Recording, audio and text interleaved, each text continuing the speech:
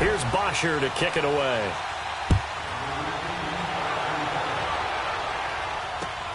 Smith-Schuster now to return. They juked him.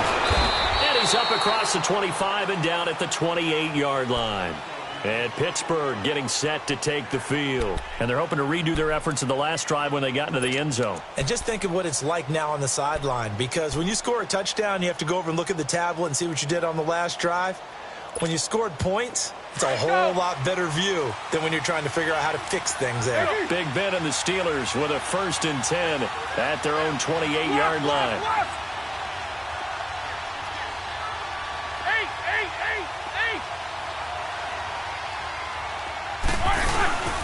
They'll start the drive with a carry by Bell. Across the 30 to the 31-yard line. 3 yards on the pickup there, and it'll be 2nd down. What's the old expression, 3 yards in a cloud of dust? In this case, it's dust-covered pellets. It's no longer that old grass that we used to play on, right, and chew it up. Now we've got that artificial surface. You see the pellets go up. Still a nice play by the defense. Back now here on EA Sports. It's Steeler football, and they have the lead as well as we begin quarter number 4.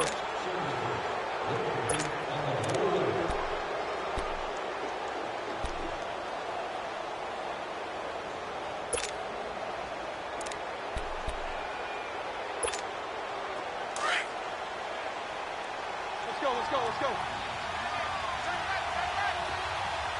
Jack 16. Now Roethlisberger going to hand to Bell. And they get him down, but not before he takes it across the 40-yard line. The Steeler 1st down on the pickup of 11 yards. Do my eyes deceive me, or is he getting stronger as this game moves along? Burst seems just as good here in the 4th as it was way back in the 1st, doesn't it? I do believe someone put a lot of time in the offseason and continues to condition during the season in order to continue to carry the ball at this rate.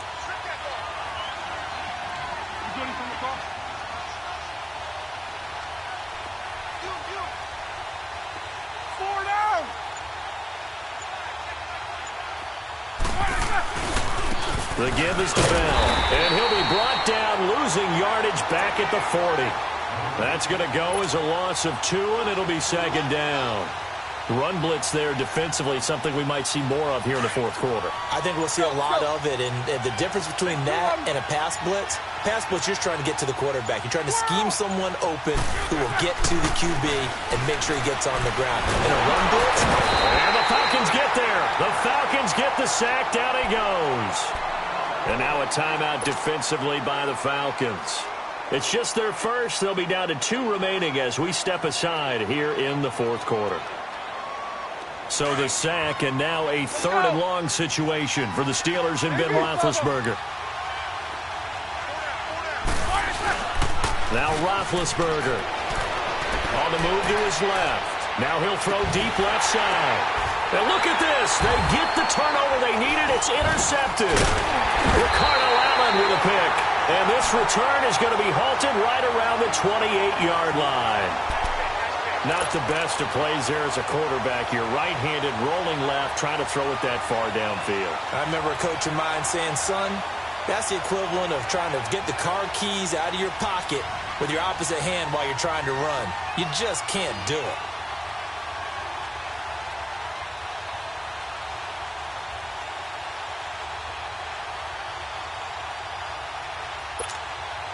Ryan will bring the Falcons up now 1st and 10 at their own 28-yard line. We got three, fellas. Hey, express, got it, 25.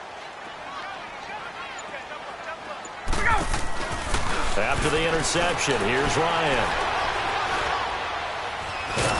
And he can't find a receiver, and he's brought down. Bud Dupree coming hard from that linebacker spot. He drops him for a loss of 11.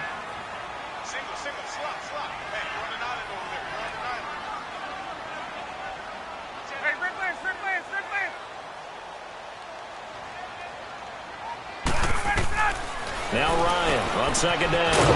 And Jones has it over the middle. And they're going to get this one all the way out across the 45. Give him 30 yards there. Well, partner, I'm not sure how this drive's going to end, but how about the way they flip field position there? A nice attacking play that picked up a heck of a chunk of yardage. Ryan. And his throw's going to be incomplete.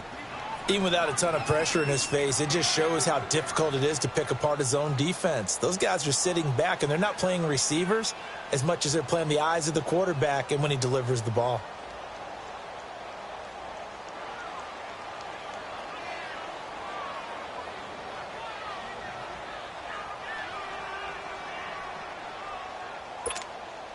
An incomplete pass on first down. That leads to a 2nd and 10.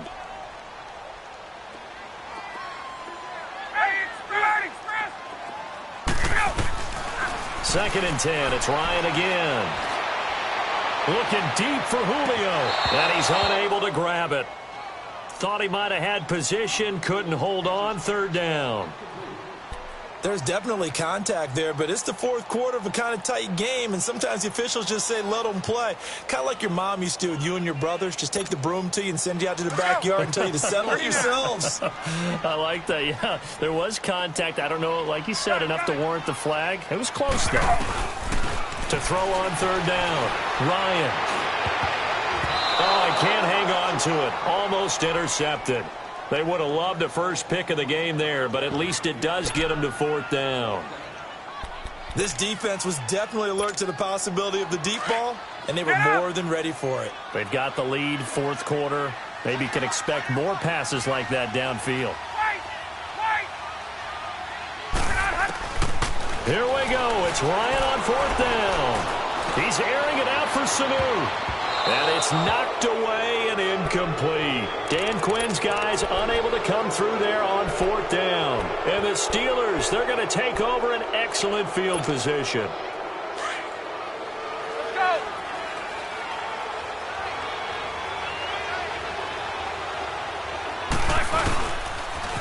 They'll pitch it out to Bell. And he'll fight forward maybe to the line of scrimmage, but that's all. And Duke Riley will get credit for the tackle.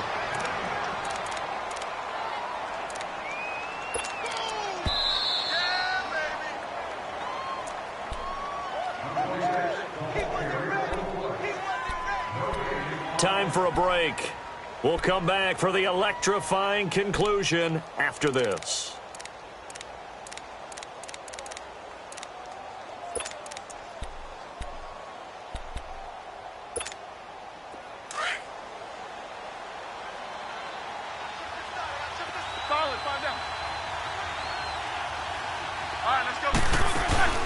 Off the play fake. Here's Roethlisberger. And he can't get a throw away. He's taken down. Duke Riley. And whistles, and we're going to have another stoppage of play as they call the timeout on defense with 1:53 left. So the sack, and now a 3rd and long situation for the Steelers and Ben Roethlisberger.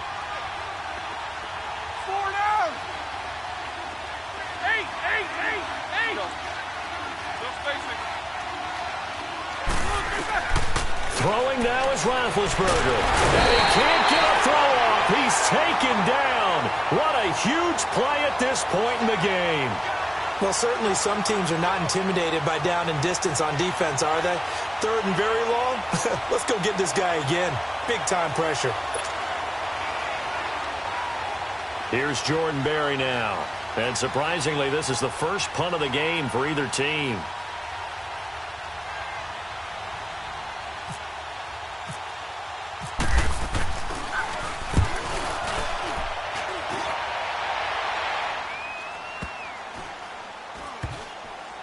And a nice job here to down this one right on the 5-yard line.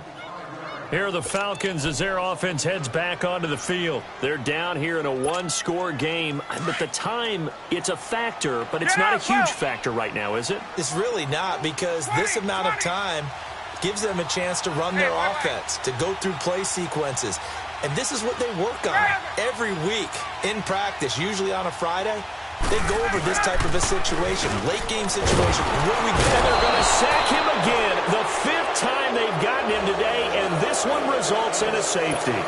What a gut punch. That should be the nail in the coffin with those 2 points, making this a 2-score game now with time, Charles, clearly not on their side. Yeah, they have to give the football away as well. Had a chance. Yeah, it was a small chance to get down the field, but guess what? This one's now just about over. The Steelers offense now, they head back onto the field. Getting down to the end here, they have a 2-score lead. Barely, but it's a 2-score lead, so that probably makes you as a coach feel a lot more comfortable right now, doesn't it, Charles? It does, but it doesn't mean now you go out and run option or some kind of wild double reverse or anything like that. But you do know that if anything does go haywire, you're still in control of this game. I want a double reverse, don't you? I'm just waiting for that day where we actually see something like that in this situation. We'll see what happens here.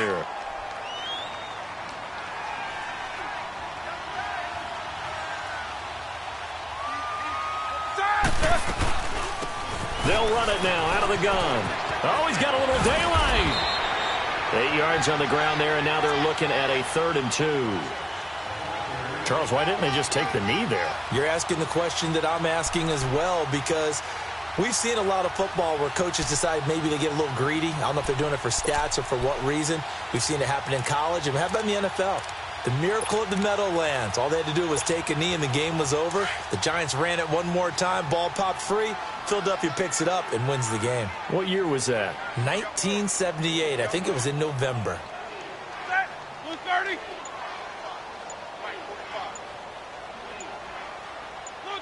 Roethlisberger dropping to a knee, and that ought to do it. Yeah, it's fun to kneel down in front of your home crowd, but when you go on the road, that band of brothers attitude, right? Just us against the world and get it done. How happy are they? I remember a coach at a previous stop telling me, you get a win on the road, doesn't matter the opponent, get out of there like you stole something. And they did in this one. A road win in the National Football League. Charles, you never take that for granted no matter who you're playing, no matter where you're playing. You take it and you run with it. And you know you primed the pump all week in your own home facility. No one thinks we can do this. Only people who believe are right here in this room. And then you go on the road, band together, and get it done.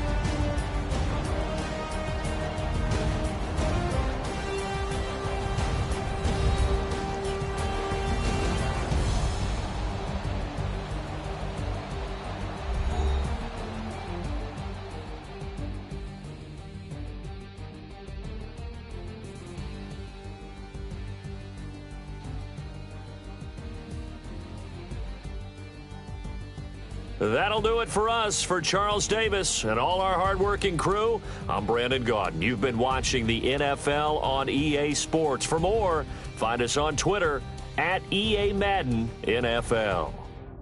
So long, everybody.